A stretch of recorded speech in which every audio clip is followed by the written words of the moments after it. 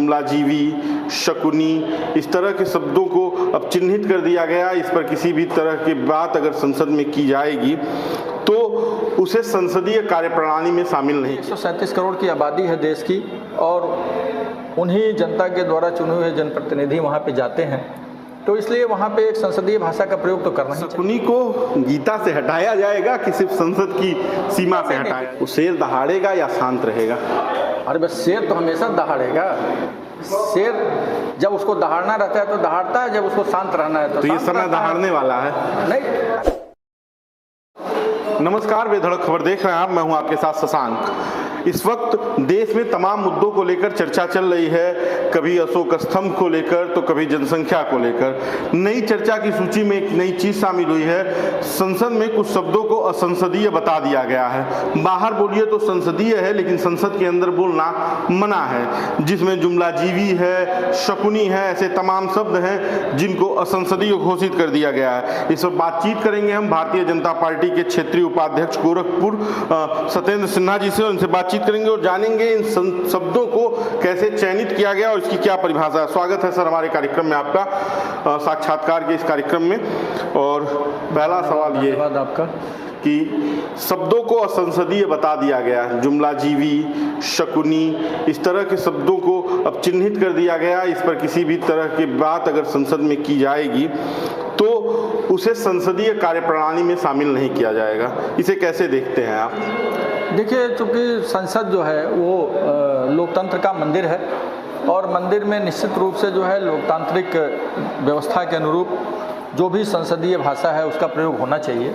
और ऐसे में अगर संसद ने तय किया है कि ये शब्द असंसदीय है तो निश्चित रूप से उसके मायने होंगे, तभी वो असंसदीय की श्रेणी में आया है।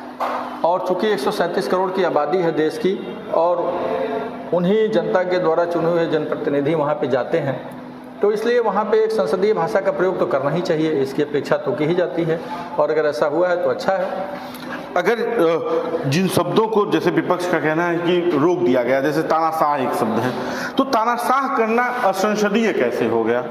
अगर किसी चीज का विरोध करना और कोई अडिग होकर अगर वो गलत भी है उसके साथ खड़ा है तो संसद में तानाशाह बोला जाएगा तो कार्यप्रणाली का हिस्सा नहीं होगा। देखिए, विपक्ष को तो कोई ना कोई एक मुद्दा चाहिए। देखिए, समय काल परिस्थितियों के हिसाब से शब्दों की जो है वो व्याख्या की जाती है, कौन से शब्द कहाँ पे प्रयोग करने चाहिए वो समय परिस्थिति के ऊपर भी लागू होता है, उसी के हिसाब से आदमी बोलता है।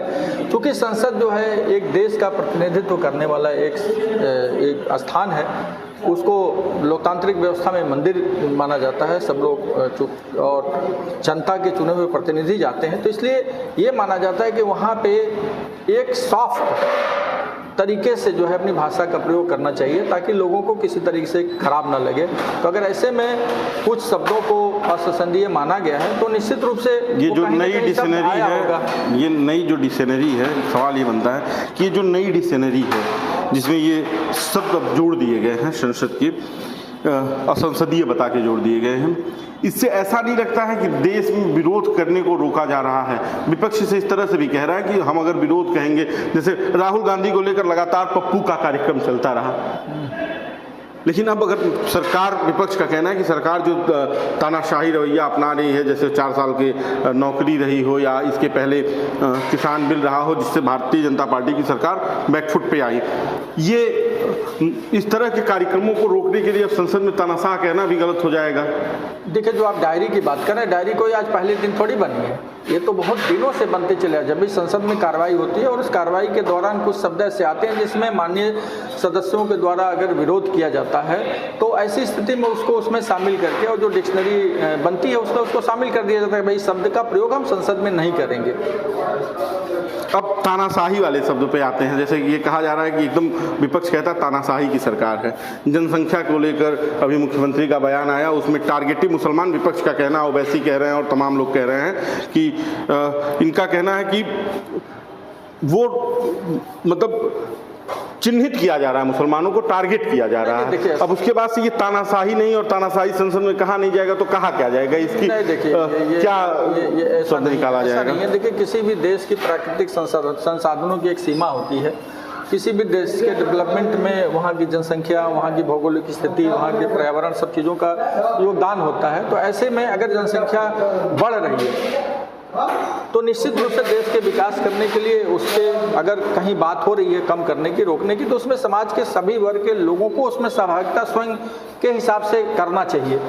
अब जहाँ तक बात है कि किसी एक वर्ग विशेष की, तो ऐसा नहीं है। एक वर्ग विशेष की बात यह है कि भाई उनको भी अपने डेवलपमेंट के बारे में सोचना चाहिए, उनको भी चाहना चाहिए कि उनके भी बच्चों को वैसे कह रहे हैं चिन्हित किया जाता है, जैसे बुलडोजर चिन्हित करके चला दिया गया मुस्लिमों के ऊपर, सारी कार्यवाही मुस्लिमों के ऊपर। तो यह हिंदुस्तान को हिंदू राष्ट्र बनाने की परिकल्पना जो सरकार की ओवैसी कहते हैं कि है, उसमें मुसलमान कहीं दबे कुचले हैं? कहीं कोई मुसलमान भी हमारे, अगर आप देखें पिछले इतिहास को, तो वो लोग भी तो हिंदू ही रहे हैं भाई। जो भारत की जो संस्कृति है उसी संस्कृति में वो भी पैदा हुए हैं, वो भी यहीं पे रचे बसे हैं, यहीं के संसाधनों का वो भी उपयोग कर रहे हैं। ऐसा नहीं है, मुस्लिम भी अपने को देश का हिस्सा मानते हैं। क्योंकि ये पॉलिटिकल कुछ लोग हैं जो मुस्लिम परस्त लोग हैं, वो इस तरीके की बातें करके मुस्लिमों को भड़काने का काम करते हैं। जुबैर के ऊपर हनुमान जी पे टिप्पणी करने के बाद कार्रवाई होती है और नुपुर शर्मा भारतीय जनता पार्टी की वरिष्ठ नेता अरविंद केजरीवाल के खिलाफ चुनाव लड़ी थी, उनको इनाम मिलता है, वो पैगंबर मोहम्मद के ऊपर टिप्पणी करती हैं और बाहर घूम रही हैं, जुबैर जेल में है।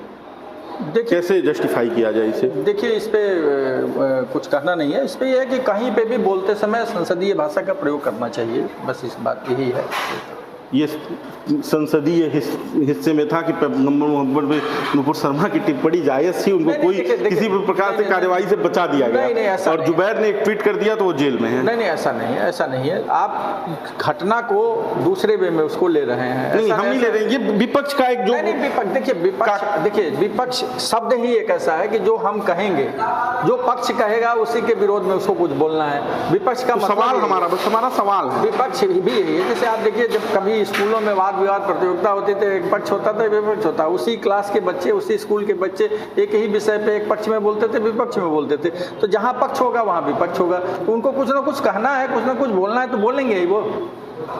शकुनी महाभारत का एक चरित्र रहे हैं जिन्हें हमने पढ़ा है। शकुनी को गीता से हटाया जाएगा कि सिर्फ संसद की सीमा से हटाया जाएगा? गीता से मत जोड़िए। देखिए क्या है, मैंने बताया ना कि जो संसद में जब बहस के दौरान कुछ शब्द आते हैं और उन शब्दों पे माननीय सदस्यों के द्वारा जब आपत्ति किया जाता है, तो उस आपत्ति के क्रम में उन शब्दों को ये माना जाता है, जब वो कई बार प्रयोग होता है और उस पर लोग हंगामा करते हैं और उसको मानते हैं कि नहीं ये शब्द नहीं होना चाहिए, तो माननीय लोकसभा अध्यक्ष जी के द्वारा उन शब्दों पर विचार करके और उसको डिक्शनरी में शामिल किया जाता है कि भाई इसको यहाँ नहीं प्रयोग करना है। अब समय काल परिस्थितियों में कब कौन सी चीज़ कहाँ पे प्रयोग करनी है, कहाँ पे नहीं है, ये तो लोग करेंगे, लेकिन संसद में इन शब्दों के ऊपर प्रतिबंध है, ये शब्दों का प्रयोग नहीं करना चाहिए। चलिए, अंतिम सवाल, अशोक स्तंभ जो नई संसद के ऊपर लगाया जा रहा है, सेंट्रल विस्टा प्रोजेक्ट में शामिल किया जा रहा है, वो शेर दहाड़ेगा या शांत रहेगा? अरे बस शेर तो हमेशा दहाड़ेगा। शेर जब उसको दहाड़ना रहता है तो दहाड़ता है, जब उसको शांत रहना है तो ये समय दहाड़ने वाला है। नहीं, अरे भाई शेर जंगल का राजा है, और शेर जो है ऐसा नहीं है कि वो शेर का जो है आप हमेशा, शेर जो है वो, चूंकि अशोक स्तंभ हमारे भारत की संस्कृति का हमारे राष्ट्र चिन्ह है, तो उसको अगर हमने बड़े पैमाने पे और अच्छे तरीके से अगर उसको बनाया है, शांत था और इस सरकार ने उसे दहाड़ दिया है। इसका विपक्ष ये आकलन लगा रहा है कि फिर यही हिंदू मुसलमान वाले आंकड़े पे। ऐसा नहीं है। देखिए, विपक्ष कुछ भी सोच सकता है, क्योंकि मैंने आपको बताया ना कि पॉलिटिकल पार्टी है, पॉलिटिकल पार्टी के अपने अपने मुद्दे हैं। चूंकि विपक्ष में जो पार्टी रहेगी वो हम अच्छा भी काम करेंगे तो भी उसका काम ही है विरोध करना, वो विरोध नहीं करेंगे तो कैसे पॉलिटिक्स करेंगे? इसलिए वो अपना काम कर रहे हैं, हम लोग अपना काम कर रहे हैं। चलिए, हमसे बातचीत करने के लिए धन्यवाद। तो ये थे हमारे साथ भारतीय जनता पार्टी के क्षेत्रीय उपाध्यक्ष सत्येंद्र सिन्हा जी, जिन्होंने बताया कि विपक्ष की अपनी भूमिका है और सरकार की अपनी। विपक्ष हमेशा पक्ष का विरोध करता है, बाकी के तमाम मुद्दों पर इनकी राय आपने सुनी। आपकी इन रायों पर क्या विचार है हमें कमेंट बॉक्स में जरूर बताइए। अगर वीडियो अच्छा लगे तो शेयर कीजिए। धन्यवाद।